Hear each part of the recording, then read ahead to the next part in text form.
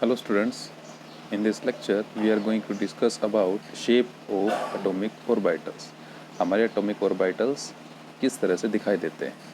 तो सबसे पहले स्टार्ट करने से पहले हम लोग ये जानते हैं कि square of the wave function that is psi square at a given point gives the probability density of electron at that point. इसका मतलब ये हुआ कि जैसे हमारे पास ये न्यूक्लियस है, यहाँ पे इलेक्ट्रॉन है, ये रिवॉल्व करता है इस तरह से। तो हमें ये कैसे पता चलता है यहाँ पे इलेक्ट्रॉन इस ऑर्बिटल में मूव कर रहा है। तो हम क्या करते हैं, सबसे पहले इसके चारों राउंड हम पॉइंट्स लेते हैं, ढेर सारे पॉइंट। जैसे मान लो ये पॉइंट लिया, तो इस पॉइंट में मैं क्या निकालूंगा, साई स्क्वायर, यानी कि इस पॉइंट पे इलेक्ट्रॉन के पाए जाने की प्रोबेबिलिटी कितनी है। इस तरह से डिफरेंट पॉइंट्स पे हम क्या लेते हैं, इसके वेव फंक्शन का स्क्वायर लेते हैं कि प्रोबेबिलिटी डेंसिटी हम निकालते हैं कि कितनी इलेक्ट्रॉन डेंसिटी पाई जाती है। ओके, देन हम क्या करते हैं, एक तरह से एक ग्राफ प्लॉट करते हैं between psi square as a function of r. R क्या है, न्यूक्लियस से उस इलेक्ट्रॉन की डिस्टेंस, जिसको हम इंटरन्यूक्लियर डिस्टेंस भी बोलते हैं। ओके, तो सबसे पहले हम ये देखते हैं 1s और 2s ऑर्बिटल में। ये हमारा 1s ऑर्बिटल का ग्राफ है between psi square r and r, which is internuclear distance from the nucleus to particular electron. और ये हमारा 2s ऑर्बिटल का क्या है, ग्राफ है। तो इस ग्राफ में देखिए, ये ग्राफ सबसे पहले हाई से, यानी कि इस पॉइंट से शार्प डिक्रीज होके कहाँ आ रहा है, नीचे आ रहा है। और जो 2s ऑर्बिटल का जो ग्राफ होता है उसमें डिक्रीज तो हो रहा है पहले, बट उसके बाद जीरो हो जा रहा है एक पॉइंट पे आके, यहाँ पे जीरो हो जा रहा है। और जीरो के बाद ये फिर से क्या हो रहा है, इंक्रीज, और फिर देन डिक्रीज हो रहा है। यहाँ से हमें ये पता चल रहा है। तो ये जो इन्फॉर्मेशन है ये क्या कहती है कि सबसे पहले न्यूक्लियस के पास, अगर मैं सबसे पहले 1s ऑर्बिटल की बात करता हूँ, तो सबसे पहले न्यूक्लियस के पास इलेक्ट्रॉन के पाए जाने की प्रोबेबिलिटी क्या है, सबसे ज़्यादा होती है। ये हमें ग्राफ से पता चल रहा है। जैसे जैसे हम इससे दूर जा रहे हैं, ये डिस्टेंस में बता रही है, ये इंटरन्यूक्लियर डिस्टेंस होती है हमारी, ये बता रही है जैसे जैसे हम इधर से दूर जा रहे हैं, न्यूक्लियस से दूर जा रहे हैं। क्योंकि ये जो 0.0 है ये किसको इंडिकेट कर रहा है, न्यूक्लियस को इंडिकेट कर रहा है। न्यूक्लियस से जितना दूर जाएंगे ये प्रोबेबिलिटी डेंसिटी क्या हो रही है, डिक्रीज हो रही है। तो ये ग्राफ हमें 1s का ग्राफ तो ये बताता है कि न्यूक्लियस के जितना पास होता है, न्यूक्लियस के पास इलेक्ट्रॉन के पाए जाने की प्रोबेबिलिटी क्या है, सबसे ज़्यादा होती है। और 2s ग्राफ से हमें, जो 2s ऑर्बिटल का ग्राफ है, यहाँ से हमें क्या इन्फॉर्मेशन मिल रही है, सबसे पहले जो इलेक्ट्रॉन के पास क्या है, प्रोबेबिलिटी पाए जाने की है, बट एक सर्टेन रीजन के बाद ये क्या हो जा रही है, जीरो। ठीक है, मान लीजिए ये रीजन, उसके बाद क्या हो जा रही है, जीरो हो जा रही है। फिर उसके बाद एक बार फिर इंक्रीज हो रही है, और फिर उसके बाद क्या हो रही है, डिक्रीजेज टू जीरो। जैसे जैसे हम आर की वैल्यू बढ़ा रहे हैं ये फिर से डिक्रीज हो रही है। तो यहाँ से हमें ये इन्फॉर्मेशन मिलती है। Okay, now coming to next point, that is nodal surface, और you can say node, और आप ये और इजीली आप रेडियल नोड भी आप इसको कह सकते हैं। तो रेडियल नोड या फिर नोडल सरफेस या और सिंपली नोड्स क्या होता है, एक ऐसा रीजन जहाँ पे इलेक्ट्रॉन के पाए जाने की प्रोबेबिलिटी कितनी हो जाती है, ज़ीरो हो जाती है। उसको हम क्या कहते हैं, नोड कहते हैं, नोडल सरफेस या फिर रेडियल नोड। जैसे अगर इस पॉइंट की बात करें, देखिए यहाँ पे 2s ऑर्बिटल में अगर मैं बात करता हूँ, तो ये एक ऐसा पॉइंट है जहाँ पे इलेक्ट्रॉन के पाए जाने वाली प्रोबेबिलिटी कितनी है, ज़ीरो। और इसमें यहाँ पे ये पॉइंट है जहाँ पे इलेक्ट्रॉन के पाए जाने वाली प्रोबेबिलिटी ज़ीरो हो गई है। ओके, क्योंकि इसके बाद क्या आ रहा है, ये ज़ीरो से चला जा रहा है। अगर मैं 3s का ग्राफ बनाता तो उसमें अलग नोड आते। तो नोड का मतलब होता है एक ऐसा पॉइंट, एक ऐसा रीजन या एक ऐसा वॉल्यूम जहाँ पे इलेक्ट्रॉन के पाए जाने की प्रोबेबिलिटी क्या हो जा रही है, जीरो हो जा रही है। जहाँ की जिसमें 2s ऑर्बिटल में हमें क्लियरली दिख रहा है कि सबसे पहले तो इलेक्ट्रॉन के पाए जाने वाली प्रोबेबिलिटी मैक्सिमम होती है। जैसे हम आर की वैल्यू बढ़ा रहे हैं, अगर इस डायरेक्शन में हम चल रहे हैं तो इसका मतलब आर की वैल्यू बढ़ रही है, तो एक ऐसा पॉइंट आता है जहाँ पे इलेक्ट्रॉन के पाए जाने वाली प्रोबेबिलिटी जीरो हो जाती है। तो ऐसे पॉइंट को, ऐसे रीजन को हम क्या कहते हैं, नोड कहते हैं, या फिर प्लेन कह देते हैं, नोडल सरफेस, और रेडियल नोड कह देते हैं। ओके, तो अगर हम जनरली NS की, NS मतलब 1s हो गया, 2s हो गया, 3s हो गया, अगर हम इस तरह से ऑर्बिटल की बात करें, सिंपली s ऑर्बिटल की केस की बात कर रहे हैं हम, p के आगे देखते हैं, तो उसमें नंबर ऑफ नोड्स कैसे निकालेंगे, n-1 से निकालेंगे हम। ठीक है, जैसे अगर 1s ऑर्बिटल की मैं बात करता हूँ तो इसमें नंबर ऑफ नोड कितने आएंगे, 1 - 1 0। ये दिख भी रहा था हमें कि ये हाँ, या हमारे पास 1s ऑर्बिटल में ऐसा कोई भी रीज़न या कोई भी पॉइंट नहीं मिल रहा था जहाँ पे जीरो प्रोबेबिलिटी हो जा रही है। ठीक है, ये टेंड्स टू जीरो है, मतलब इसके बाद इलेक्ट्रॉन के पाए जाने वाली प्रोबेबिलिटी बहुत कम हो रही है, एग्जैक्ट जीरो नहीं हो रही। जैसे कि 2s के केस में हमें जीरो मिल रही है एक पॉइंट पे आके। ठीक है, ये जो पॉइंट इंडिकेट किया हुआ है, ये पॉइंट ऐसा पॉइंट है, एक ऐसा रीज़न है जहाँ पे इलेक्ट्रॉन के पाए जाने वाली प्रोबेबिलिटी क्या है, ज़ीरो हो रही है। ठीक है, अगर हम बात करें 2s की, तो 2s में हमारे पास क्या नंबर ऑफ नोड्स 1 है, जो हमें अभी ग्राफ में देखा। 3s की अगर मैं बात करूँगा तो सिमिलरली उसी तरीके से n-1 से नंबर ऑफ नोड्स कितने आ जाएंगे, 2 आ जाएंगे। अब हम बात करते हैं बाउंड्री सरफेस डायग्राम की। बाउंड्री सरफेस डायग्राम एक्चुअली एक ऐसा सरफेस होता है, एक ऐसा क्या बोलते हैं उसको, रीजन होता है जिसके अंदर, जिससे हमें क्या पता चलता है, एक ऐसा रिप्रेजेंटेशन हम कह सकते हैं बाउंड्री सरफेस डायग्राम को, जिससे हमें क्या पता चलता है, शेप ऑफ ऑर्बिटल पता चलती है। ओके, अब बाउंड्री सरफेस डायग्राम जो होता है उसमें कांस्टेंट प्रोबेबिलिटी डेंसिटी होना चाहिए। उसमें क्या होना चाहिए, कांस्टेंट प्रोबेबिलिटी डेंसिटी होना चाहिए। जैसे कि हम ये देखते हैं point in this representation, A boundary surface is drawn in space for an orbital on which the value of probability density Sai square is constant. जैसे मान लीजिए हमारे पास क्या, ये न्यूक्लियस है, इसको थोड़ा अच्छा से देखते हैं, यहाँ पे हम ड्रॉ करने की कोशिश करते हैं। ये हमारे पास एक न्यूक्लियस है, तो मैं क्या करता हूँ, इस पॉइंट पे इलेक्ट्रॉन प्रोबेबिलिटी डेंसिटी निकाल रहा हूँ, इलेक्ट्रॉन के पाए जाने वाली प्रोबेबिलिटी निकाल रहा हूँ, यहाँ पे निकाल रहा हूँ। ये मान लीजिए मैंने ढेर सारे पॉइंट पे यहाँ निकाले। ठीक है, अब मेरे पास ये तो है नहीं कि एग्जैक्ट इसी में आएंगे, हो सकता है ऐसे ऐसे इलेक्ट्रॉन में और मिल जाएं। तो जो बाउंड्री सरफेस डायग्राम क्या कह रहा है, देखिए एक ऐसा रीज़न है, एक बार फिर से ड्रॉ कर लेते हैं, एक ऐसा सरफेस हमें मिलता है जहाँ पे ये प्रोबेबिलिटी डेंसिटी क्या हो रही है, कांस्टेंट हो जाती है। देखिए इस तरह से समझते हैं, न्यूक्लियस है, इस न्यूक्लियस के चारों ये जो रीजन दिख रहा है हमें, जिसमें सर्कल से एक डिनोट करता हूँ, इस रीजन में इलेक्ट्रॉन के पाए जाने वाली प्रोबेबिलिटी क्या है, कांस्टेंट। मतलब इन सभी पॉइंट्स पर मैं देख रहा हूँ तो बराबर प्रोबेबिलिटी आ रही है, लेकिन इनसे दूर क्या हो रही है, प्रोबेबिलिटी फिर से आ रही है, बट वो वैल्यू नहीं है, उससे थोड़ी और ज़्यादा हो जा रही है, यानी कि डिस्टेंस थोड़ी ज़्यादा हो जा रही है। तो इस रीजन में प्रोबेबिलिटी डेंसिटी जो हम निकाल रहे हैं वो क्या है, कांस्टेंट आ रही है। ठीक है, बाद में आ रही है बट वो क्या है, बहुत दूर हो जाते हैं, मतलब उसका शार्प एरिया नहीं बनता लाइक दिस। ठीक है, तो वो रीजन बाउंड्री सरफेस डायग्राम कहलाता है, जिसमें इलेक्ट्रॉन के पाए जाने वाली प्रोबेबिलिटी क्या हो जाती है, कांस्टेंट हो जाती है। बाहर ऑब्वियसली बाहर और मिल रही है, उस रीजन के आउटसाइड भी प्रोबेबिलिटी डेंसिटी हमें मिलती है, बट हम उसको कंसिडर नहीं करेंगे, वो रीजन कंसिडर करेंगे जिसमें क्या हो रही है, कांस्टेंट मिल रही है हमें। ठीक है, अब ऐसे बहुत सारे रीजन पॉसिबल हो सकते हैं, only that boundary surface diagram of constant probability density is taken to be good. हमें वही रिप्रेजेंटेशन सेलेक्ट करना है जिसके अंदर जो एरिया इनक्लोज हो रहा है उसके अंदर प्रोबेबिलिटी ऑफ फाइंडिंग इलेक्ट्रॉन कितनी हो, 90% हो। ठीक है, बहुत ज़्यादा हो, 90% हो। जैसे एक बार फिर से ड्रॉ करते हैं, इसको फिर से समझते हैं।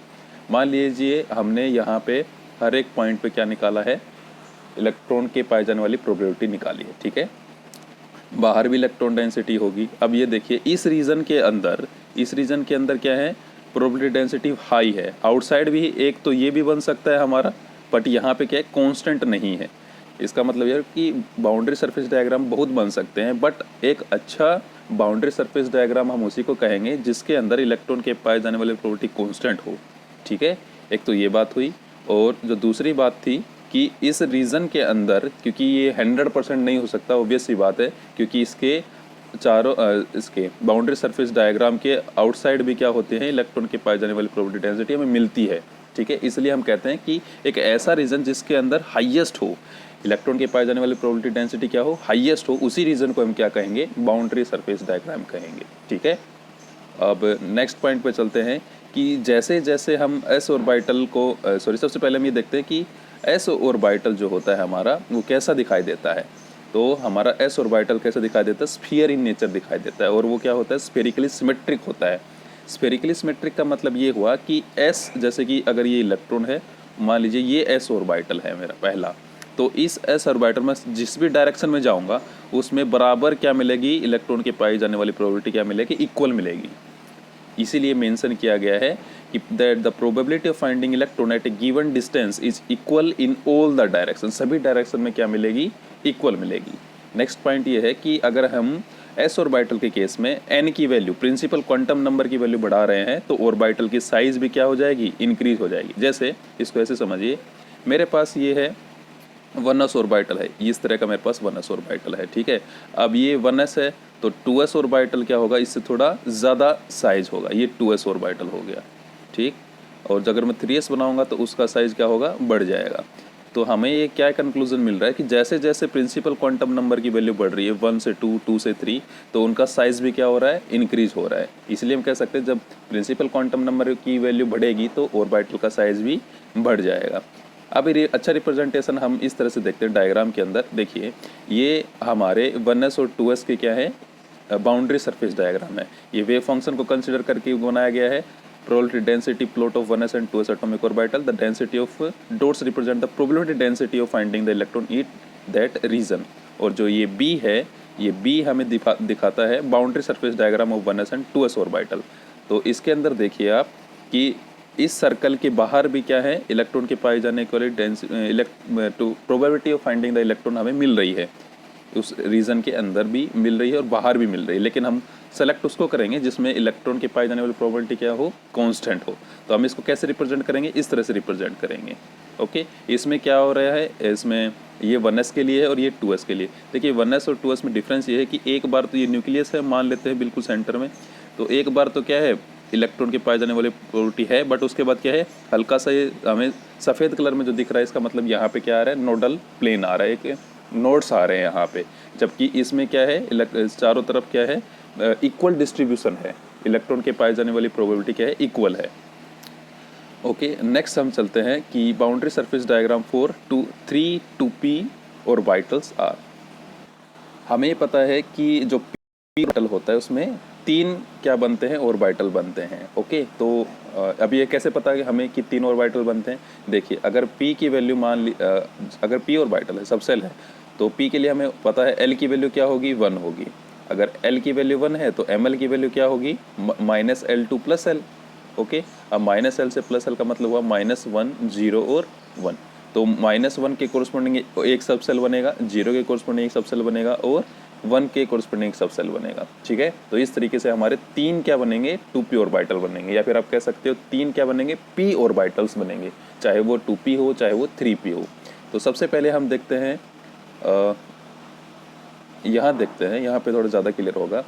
ये एक्स एक्सिस जो है, इसके चारों, इसके अराउंड क्या बन रहा है हमारा, ये डायग्राम बन रहा है। देखिए ये एक ऐसा रीजन है, बाउंड्री सरफेस डायग्राम है। अब यहाँ पे क्या है, एस ऑर्बिटल में तो हमें क्या मिल रहा था, स्फेरिकल शेप में मिल रहा था, बट जो पी ऑर्बिटल उसमें स्फेरिकल नहीं मिल रहा है हमें।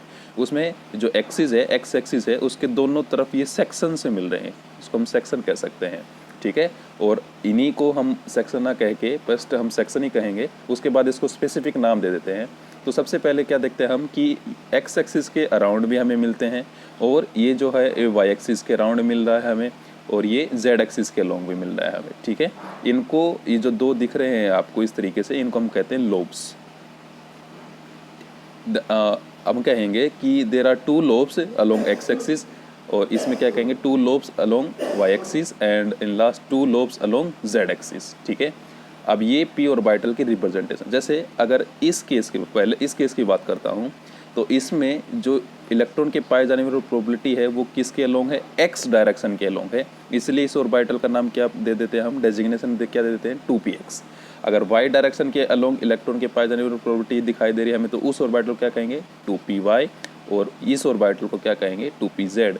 2pz ऑर्बिटल किसे कहेंगे, 2pz ऑर्बिटल उसे कहेंगे जहाँ पे z एक्सिस के अलोंग इलेक्ट्रॉन के पाए जाने वाली प्रोबेबिलिटी दिखाई दे हमें, तो ये क्या हो जाएगा, 2pz ऑर्बिटल हो जाएगा। ठीक है, boundary surface diagram of 3 2p orbitals are not spherical, ये हम समझ चुके हैं। और जो ये भी हम बात कर चुके हैं कि जो हमें 2 सेक्शन दिखाई देते हैं उनको क्या कहते हैं, लोब्स कहते हैं। और अब इम्पोर्टेंट बात यहाँ आती है कि the probability density function is 0 on the plane where the 2 lobes touches each other.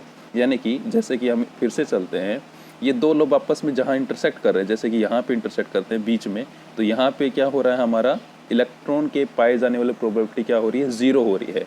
ठीक है, तो इसी को हम क्या कह देंगे, इसको नोड कह देंगे। ठीक है, इसको क्या कह देंगे, नोड कह देंगे, क्योंकि ये इस केस में भी होगा और जेड वाले केस में भी होगा, 2p z ऑर्बिटल के केस में भी होगा। Next point is since the lobe may be considered to lie along x y z axis these are given the designation 2p। ये हम पढ़ चुके हैं कि x एक्सिस के along डायरेक्शन में जो लोब्स आ रही हैं उस ऑर्बिटल को हम क्या कहेंगे, 2px।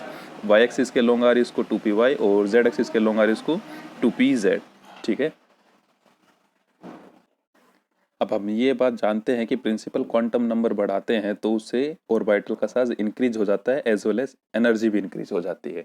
तो पी के केस में भी सिमिलर ये पॉइंट काम करता है। जैसे जैसे हम प्रिंसिपल क्वांटम नंबर की वैल्यू बढ़ाते हैं उसी तरह से उसका साइज और एनर्जी बढ़ जाती है। जैसे अगर मैं ये 2p बना रहा हूँ इस तरीके से तो 3p क्या हो जाएगा, इस ऑर्बिटल का साइज बड़ा हो जाएगा, और अगर 4p बना रहा हूँ तो इस ऑर्बिटल का साइज और बड़ा हो जाता है। तो जैसे जैसे प्रिंसिपल क्वांटम नंबर की वैल्यू बढ़ाएंगे उस तरीके से उसकी ऑर्बिटल की शेप और एनर्जी दोनों बढ़ जाती हैं। अब पी ऑर्बिटल केस में हम नोड कैसे निकालते हैं, n-2 फॉर्मूले से निकालते हैं।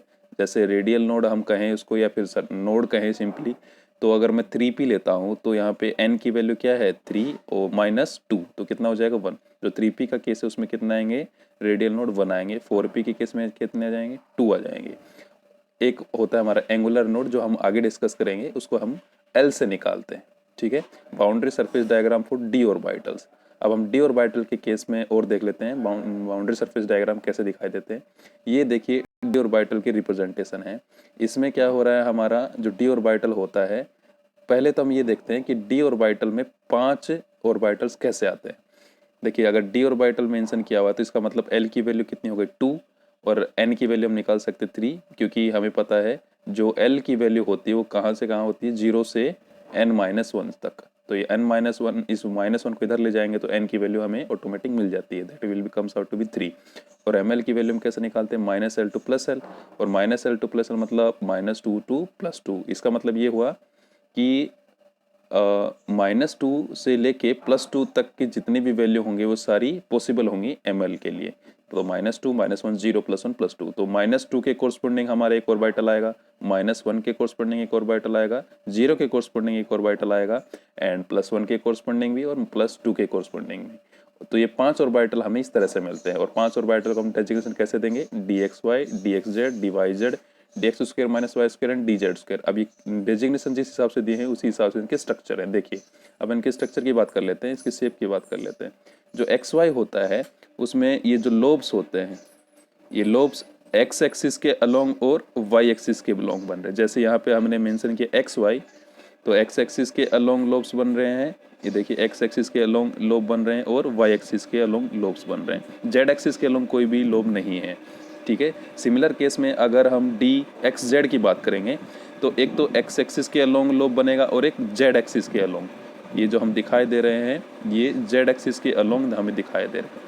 ठीक है, उसी तरीके से dyz में y एक्सिस के अलोंग और z एक्सिस के अलोंग हमें लोब दिखाई देंगे। dx² - y² में क्या दिखाई देगा हमें, dx² y² के डायरेक्शन के अलोंग ही हमें क्या दिखाई देंगे, लोब्स दिखाई देंगे। यहाँ पे dxy dxz या dyz में केस में क्या होता है, बिटवीन द एक्सिस हमें लोब दिखाई देते हैं, और जो dx² - y² है इसमें अलोंग द डायरेक्शन दिखाई दे रहे हैं, यानी कि डायरेक्शन के ऊपर से ही हमारे लोब्स आ रहे हैं।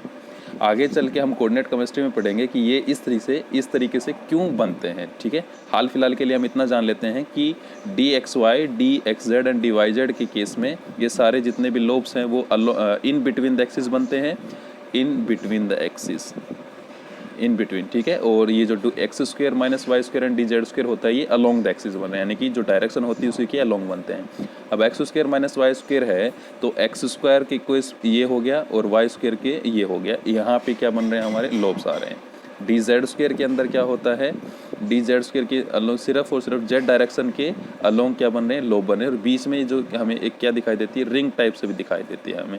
ठीक है, ये बीच में हमें एक रिंग टाइप से दिखाई देती है, और ये जेड एक्सिस के अलोंग क्या बन रहा है, मैं कह रहा हूँ अलोंग, है ना। अलोंग का मतलब हो गया उसी डायरेक्शन के अलोंग ये लोब्स बन रहे हैं हमारे। तो अब हमने एंगुलर नोड की बात की थी, तो एंगुलर नोड हम इस तरीके एग्जांपल के थ्रू समझते हैं। जैसे हम कंसिडर करते हैं dxy ऑर्बिटल को, तो डी एक्स वाई ऑर्बिटल के अंदर हम क्या देख रहे हैं कि हमारे पास 2 नोडल सरफेसेस हैं और वो पास हो रहे हैं ओरिजिन से, और हमारे ओरिजिन के किसे कह रहे हैं हम, न्यूक्लियस को कह रहे हैं, and bisecting the x y plane containing z axis. देखिए अब हम डायग्राम में चलते हैं, ये देखिए डी एक्स वाई है, तो यहाँ पे जो 2 लोब बन रहे हैं, पहला तो एक्स एक्सिस के अलोंग जो लोब बन रहे हैं, जैसे कि ये एक्स एक्सिस के लोंग बन रहे हैं और ये वाई एक्सिस के, तो ये 2 लोंग क्या कर रहे हैं, 2 लोब्स क्या कर रहे हैं, इंटरसेक्ट कर रहे हैं। ये जो इंटरसेक्ट कर रहे हैं ये पॉइंट है, इसको हम क्या बोलते हैं, न्यूक्लियस बोलते हैं। तो इस न्यूक्लियस के अलोंग क्या कर रहे हैं, बाइसेक्ट कर रहे हैं, और उस एक्सिस के अलोंग पास बाइसेक्ट कर रहे हैं। देखिए ये जो जेड एक्सिस है, इस जेड एक्सिस को कंटेन, मतलब इस एक्सिस को भी ये क्या कर रहे हैं, कंटेन कर रहे हैं, ठीक है। इस इंटरसेक्टिंग पॉइंट के बीचों बीच से एक्सिस क्या हो रही है, पास हो रही है। तो ऐसे जो लोब्स होंगे जो आपस में इंटरसेक्ट करेंगे और एक एक्सिस उनके इंटरसेक्टिंग पॉइंट के बीच पास होगी, उन्हीं लोब्स को हम क्या कहेंगे, नोड, एंगुलर नोड कहेंगे, ठीक है। जितने लोब्स होंगे उतने ही क्या होंगे, एंगुलर नोड होंगे। तो एंगुलर नोड निकालने का सिंपल तरीका क्या होता है, हमें पहले देख चुके हैं कि एल वैल्यू से हम एंगुलर नोड्स निकाल सकते हैं, ठीक है। एंड एग्जाम्पल लें तो एस ऑर्बिटल का केस ले तो उसके अंदर एंगुलर नोड क्या होंगे, 0, क्योंकि हमें पता है एल की वैल्यू 0 होती है, तो एंगुलर नोड भी 0 आ जाएंगे। पी ऑर्बिटल का केस लेता हूँ तो एंगुलर नोड कितने आएंगे, 1 आएंगे, ठीक है। उसमें जो लोब आपस में कितनी बार इंटरसेक्ट करेंगे, एक बार इंटरसेक्ट करेंगे। और डी ऑर्बिटल के केस में कितने लोब्स इंटरसेक्ट करते हैं, 2 लोब इंटरसेक्ट करते हैं, तो इसलिए एंगुलर नोड भी कितने आ जाएंगे, 2 आ जाएंगे। ये जो 2 एंगुलर नोड बता रहा हूँ, ये सभी के सभी जितने भी हमारे एक डी ऑर्बिटल्स हैं उन सभी के अंदर 2 लोब्स रिप्रेजेंट होते हैं, इसलिए डी के केस में जो नंबर ऑफ एंगुलर नोड्स आते हैं वो कितने आते हैं, 2 आते हैं। Thank you.